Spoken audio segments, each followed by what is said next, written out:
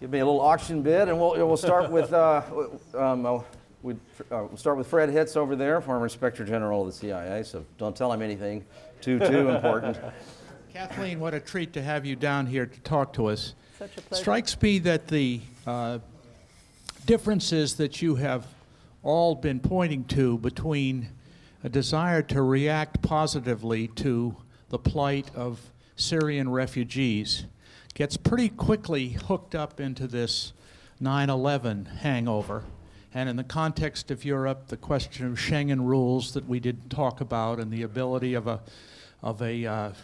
Brussels living terrorist to buy a ticket to go to Paris without any other formalities. How, as a practical matter, do we separate those two issues? Because I think the fear thing isn't really going to go away, is it? Except with the passage of time. And so to get behind the real needs of the Syrian refugees themselves without other baggage, is a tough sell. It certainly is, Fred, and I can't think of any other way to sort of attack that wall of fear than to try to help people get acquainted with who these people really are. I mean, there was a wonderful op-ed in the Washington Post about a month ago by a Syrian refugee, a woman whom I'd happened to meet a few weeks before that. And she wrote, the headline on this piece was, "They killed my baby, they terrorized my daughter, that's why I'm a Syrian refugee." And nobody could read her story or hear her story and not be moved by it and not want to help her. At least, I don't think many people could. They'd have to be really mean. So I think that, again, people who know refugees, people who know immigrants, tend to have much more positive attitudes than people who don't have any personal acquaintance with them. So I think the media has a huge responsibility here, and I think that's a big part of what generates this fear, is that echo chamber within some parts of mass media. And I think others just have to really try to counter that and to keep bringing the reality check down to, these are real people. They're just like you and me in many ways, and you're not going to be afraid of them if you know who they are. I've read that the deportation rate from Germany was 60 people per day in December. It's now increased to over 200 per day, and they're being sent to Austria. I'm wondering what becomes of these people who are deported from Germany. I'm not sure about the Austria part of it. I know they have stepped up the deportation rate very considerably, and I think I think so far they've deported 18,000 people in the second part of the year, and mostly these are people who are being deported to the Western Balkans. Again, people who have been through sort of fast-track refugee determination procedures because it's assumed that they aren't refugees because of where they come from. Now, there's some problems with that prima facie determination that someone is not a refugee, because almost any country is capable of generating refugees. A lot of our asylees come from Mexico, which is generally, it's not a country at war, but has some serious problems with rule of law and gender discrimination and things like that.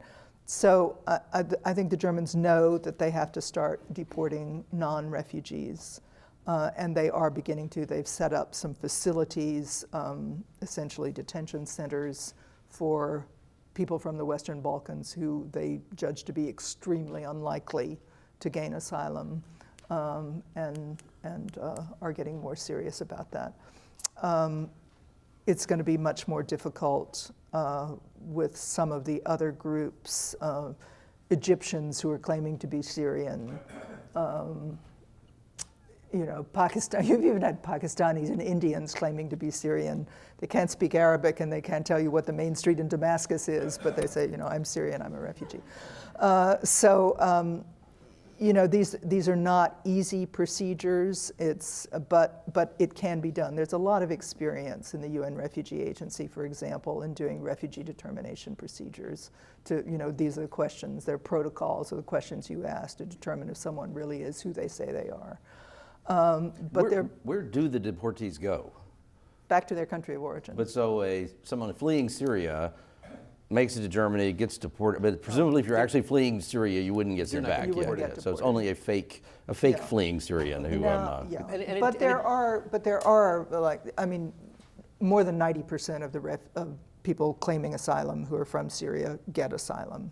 But those who don't could have been living in another country where they were safe. And they just decided they wanted to come to Germany for some reason. It's like 80% of Afghans get asylum. But those who don't can be sent back to safe parts of Afghanistan, and are.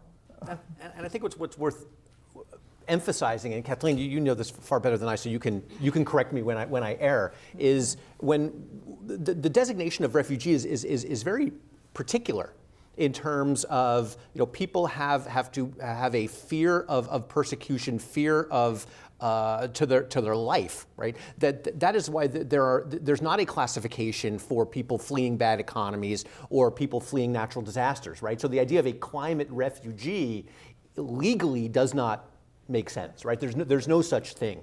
So when you think about how individuals get classification of refugees, right, or when they seek refuge, it is a determination and a designation that a place like Syria would not be a safe place for that individual to be returned to, okay?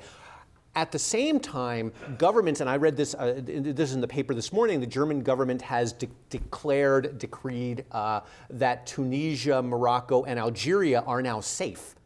So that people who are claiming, I'm saying from a policy point of view, right, that they are safe enough that there's not a blanket acknowledgement of refugee status for individuals from those countries who are seeking refuge or asylum status in Germany proper, right? Yeah. So that's why this distinction is really very important. And one more thing is that's why a lot of policymakers, a lot of politicians, I should say, are hesitant to talk about these individuals as refugees, right? They talk about this as an immigration or a migrant crisis, not necessarily a refugee crisis, because once you call it something, you have an obligation to then act in accordance with international law and UN declarations. Very interesting. Well, let's take a question here, and then we'll come to here. Well, the immigration numbers are staggering. How does a country like Germany successfully integrate over 1 million people? Well, it's a big country, and it's a very wealthy country, and it needs labor. So I think, you know, the chancellor has been pretty consistent in saying it's become one of the most sort of renowned phrases in the sort of German yearbook for 2015. We can manage it, and I think that's true of Germany. But it has to be managed, and what that means is language instruction. It means opening the apprenticeship programs and technical schools to refugees, which industry is eager to do. I mean, Siemens, Daimler-Benz have been recruiting in the refugee shelters for young people to come into their apprenticeship programs.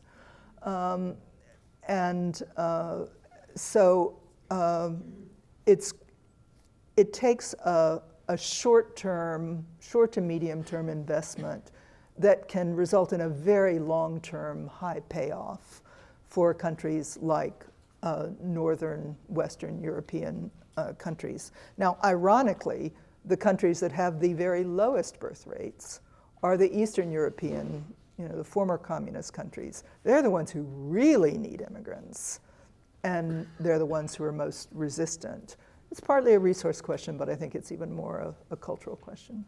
It is interesting how we have forgotten that that it used to be that one of the hallmarks of power of a nation was the more people you had, the more powerful you were, and generally most of us pay for ourselves ultimately, and that's what refugees do too. But we lose sight of that. We sort of get this idea that refugees that new arrivals are going to be expensive new additions forever, as opposed to the people who are going to pay my retirement in 20 years. But let's go right here.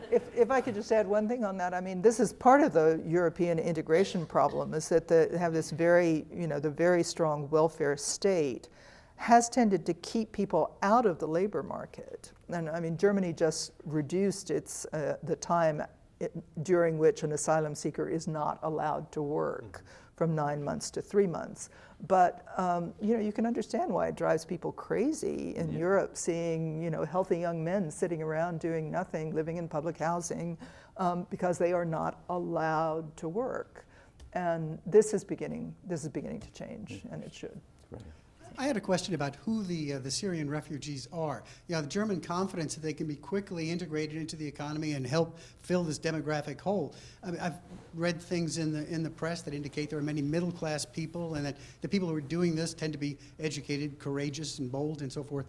Is that really true, or is that only a small subset of those people who are fleeing to Europe from Syria?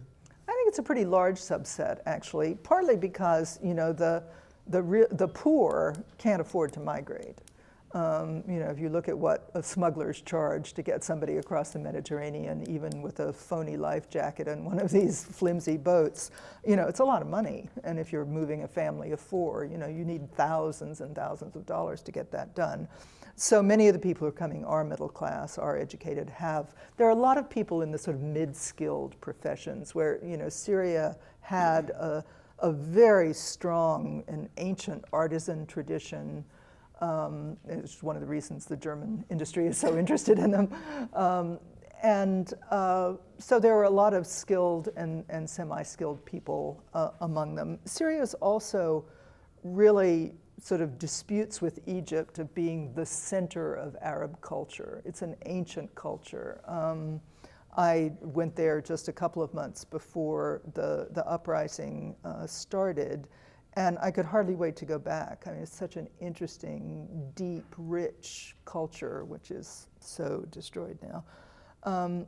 So they're people who have a lot to offer, and I think they will integrate well. I mean, the Syrian community in the United States is very small. It's like 170,000 people of in the Syrian diaspora here. But it's an extremely successful community. And I would say it's not just Muslims either. There's Syrian Christians. The managing editor of the New York Times is of Syrian Jewish descent. It was a melting pot of deep and rich culture.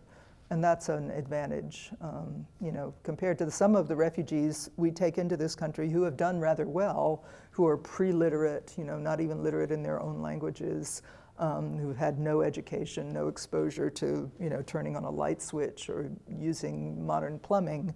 Even those people, tend to do pretty well. Syrians will be fine. Yeah, let's, Christine, or do we have another one here? Oh, okay, sorry. My question is for Professor LeBlang, and I wanted you to comment about what you think the future of the Schengen zone is, given that the attacks of the Friday the 13th in Paris, and whether you think, one of the perpetrators is still at large, who's easily passed between Belgium and France, and it's just like a sieve where these people go back and forth. Yeah, I'm not optimistic. Again, one of the other things that I make lists because I can't remember all of them, right? But in since June of last year, there have been borders erected, Greece, Hungary, Bulgaria, Estonia, Slovakia, Austria, Slovenia, and Macedonia, right, to try and decrease flows of refugees. Recently, you've had Denmark and Sweden that have implemented border checks to make sure that people entering those countries have visas that are legitimate. Okay, and I think France has done the same thing. Germany has done the same thing. So I'm worried about this, and again, I would have said that I was worried about this even before the refugee crisis, because I think we saw some of the beginnings of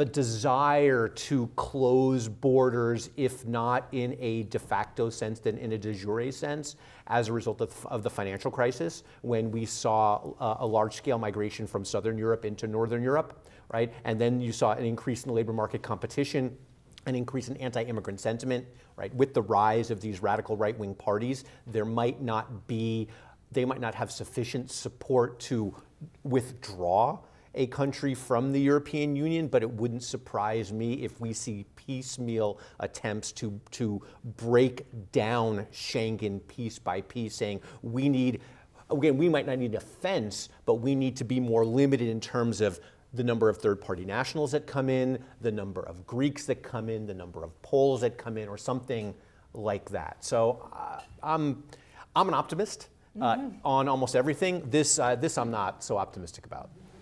Let's hear from, I think that's David Martin back there, another esteemed expert on this topic from the UVA Law School. Thanks very much. That was very enlightening what you provided. I jotted down a couple of key phrases. Scale matters, timing matters, concerns about uncontrolled flows, I think really have much more of an impact than necessarily just the scale. And you mentioned there's going to be a need for some greater controls. Germany can't really effectively absorb 1 million year after year.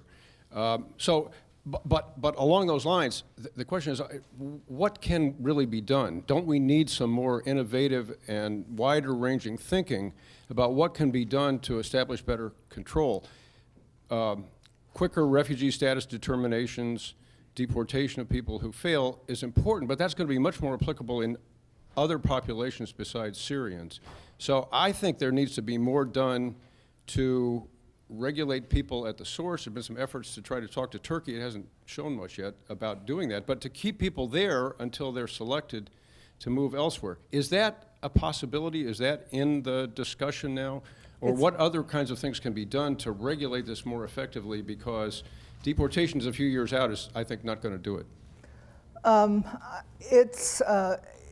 It's top of mind, I think, for most European policymakers now is what to do, and certainly the effort to get Turkey to cooperate.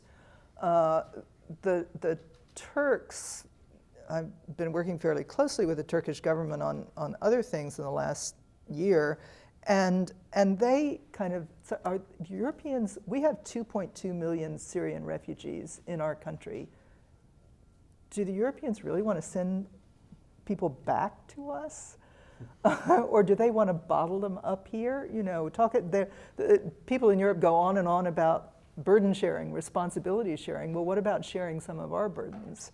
And there's a real sense of grievance in the region that until the problem presented itself on Europe's doorstep, Europe was perfectly willing to, not pay too much attention or not develop too much of a sense of urgency about it. Now, this is human, but it doesn't make the Turks and the Jordanians and the Lebanese much more inclined to help solve Europe's problems, unless they're heavily bribed. So heavy bribes may be part of the answer. What is much more in the policy discourse now is development solutions, so that people will not feel the sense of despair and desperation that is leading them to leave those countries of first asylum where they can't work, their kids aren't in school, they have no future. And it's that despair rather than hunger or grievance or even violence, I think, that's driving people out. So something to alleviate that despair. But simplistic thinking about, development as a cure for migration is really just going to lead to frustration, because if anything, development actually leads to more migration because more people have the money to move and have wider horizons. So this is not a problem that's going to be solved I mean, that's my first advice to policymakers is abandon hope that you're going to solve this problem. You know, if you're lucky, you'll manage it. And you'll manage it piece by piece and with lots of different moving parts and with lots of frustrations. But you can manage it. I believe Angela Merkel speaks the truth. And I think I'll add just two things to this. I mean, one is that if you pull back and look more broadly, we can understand or we can observe how the United States on the one hand or the European Union on the other has used foreign aid, for example, as a tool, right?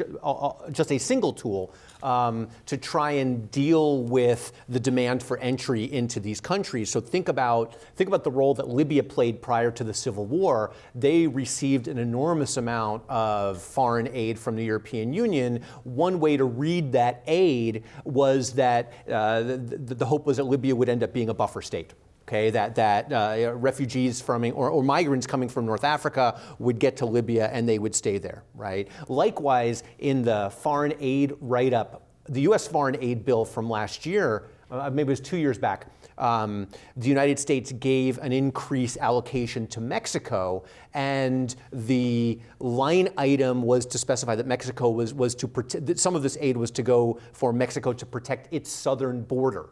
Right, so that there would be a deterrent for Central Americans who were trying to get to the United States. Well, now they couldn't get to Mexico, right? So foreign aid has been used as a tool in this fight. The second piece, and again, I'll punt this back to Kathleen in a second.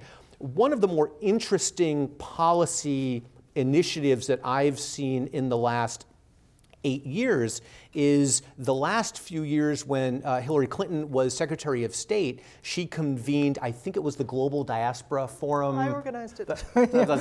So you can speak more. You can speak more to this. But one of the things that was really quite interesting about that was pulling together diaspora organizations so that there could be a conversation about how not only to raise funds, but how to channel funds back to the home country. So that it's not just giving aid to Mexico, it's channeling not aid, but channeling resources from the diaspora back to the communities from which they came. The idea being that then you will increase the quality of life in those countries and you will decrease the demand for exit on the part of individuals who live in those communities. Part of that endeavor, the World Bank is continuing to work on measures to try and decrease the cost of remittances.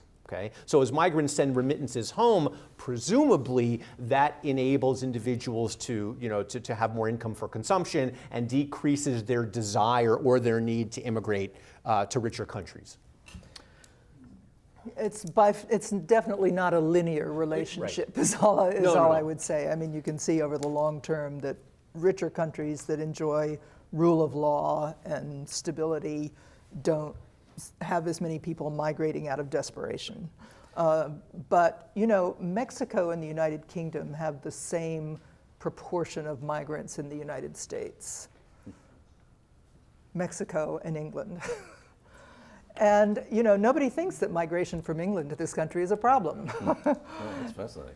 Look, I hate abandoning hands, but and it's great that we've got so many questions. This has been a really wonderful Q&A. This gentleman has been waiting for so long. Okay, well let's squeeze in squeeze in two. Let's go ahead and hear the questions, and then you guys respond to both of them. So let's start there.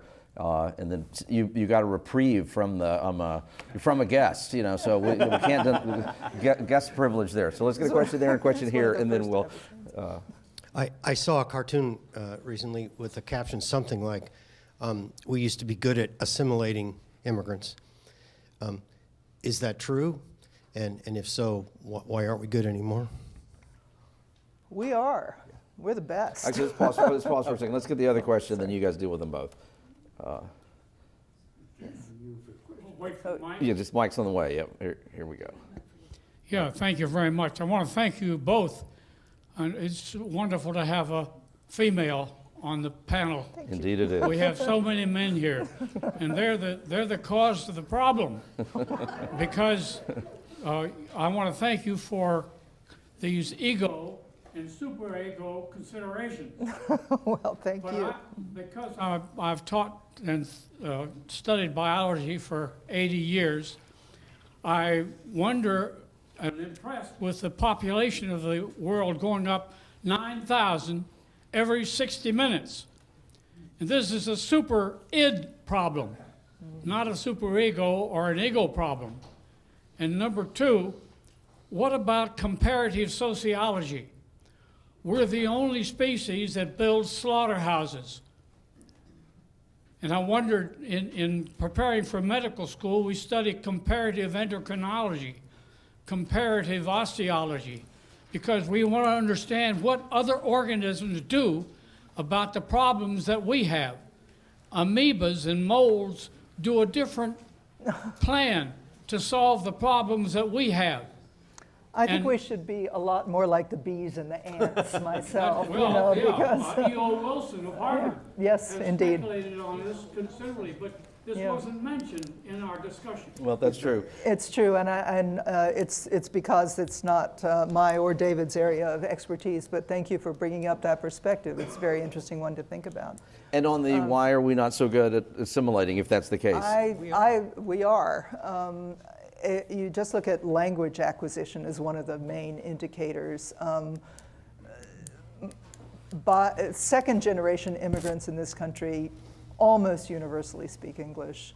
Third generation don't speak their mother tongue, their grandmother tongue, I guess that is. This country is a language graveyard, which is not necessarily a good thing, but it is, an indicator of I would say integration rather than assimilation, because integration implies a two-way street. But we've just done a recent study at the Migration Policy Institute on outcomes of resettled refugees of refugees, not just resettled refugees in this country. And the indicators are very good. It varies by group, but if you look, the Vietnamese diaspora median household income is higher than the American average.